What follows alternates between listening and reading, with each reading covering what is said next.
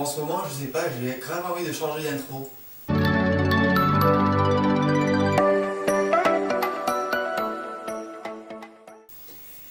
Hey, salut les filles, j'espère que vous allez bien. Alors aujourd'hui, je me retrouve du coup dans une nouvelle vidéo où du coup j'ai une bonne nouvelle à vous annoncer. Maintenant que j'y pense, j'arrive même pas à y croire que je vais enfin pouvoir vous l'annoncer tous et pouvoir vous le faire partager, mais ça y est, j'ai commencé mon hormone thérapie. Donc je suis vachement contente, ça y est, le plus chiant et le plus lourd a été enfin fait. Donc voilà.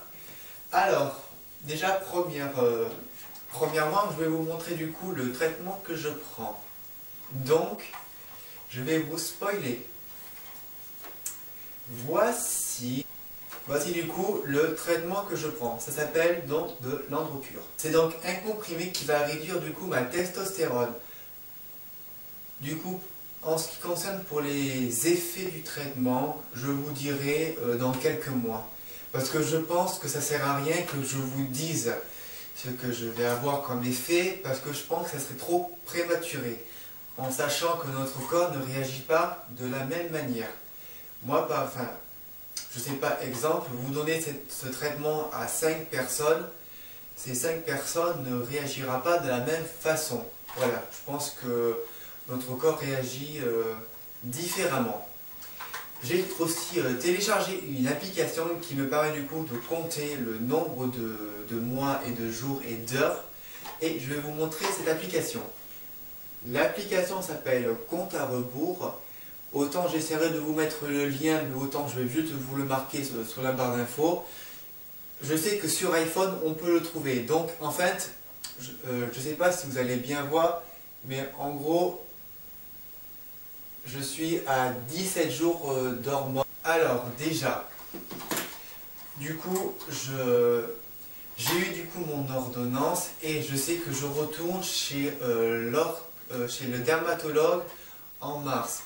Donc elle m'a prescrit pour 2 mois, en plus d'une ampoule, parce qu'apparemment je suis aussi en manque de vitamine D, il me semble. Mais bon, ça je sais, je passe pas toute ma vie au soleil.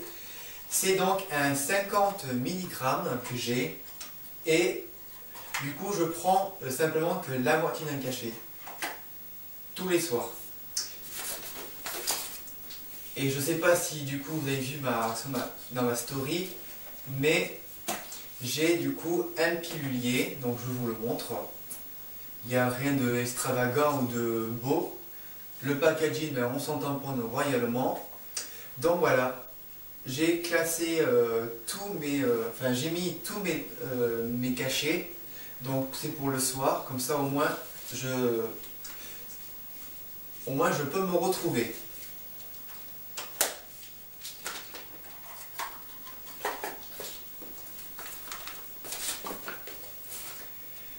Normalement, de ce que je sais, c'est que j'ai 2 prises de sang à faire. Alors, une prise de sang à faire avant de commencer le traitement, ou bien je peux commencer le traitement, mais il ne faut pas trop que ça tarde. Et il faut que je fasse en mars une autre prise de sang pour savoir s'il faut que si mon endocrinologue doit augmenter les doses. Et pendant que j'y pense, petite story time. Là, mon endocrinologue m'a proposé un 3e traitement qui pouvait très bien marcher aussi sur moi. Parce qu'il faut savoir que le fait que vous prenez donc de l'Androcur peut vous développer une méningiome. Donc une méningiome, c'est une sorte de tumeur que vous avez dans la tête.